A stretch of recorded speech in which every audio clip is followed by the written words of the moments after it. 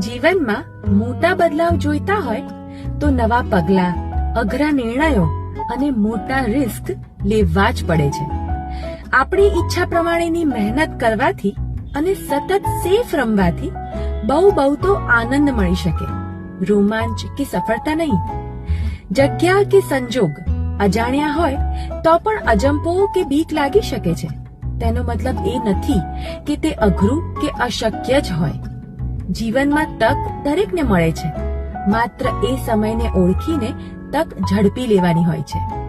Risk ના લઈને પસ્તાવા કરતા લઈને પસ્તાવામાં રિસ્ક લેવાનો સંતોષ તો છે. અને કોને ખબર, તમારી સફળતા તમારી હિંમતની જ રાહ જોતી હોય. એટલે યાદ રહે, સંબંધની ઊંડાઈ માપવા ઝંપલાવવું જ પડે છે અને અસ્તિત્વમાં વટવૃક્ષ બનવા કુંડામાંથી બહાર મેદાનમાં આવવું જ પડે છે.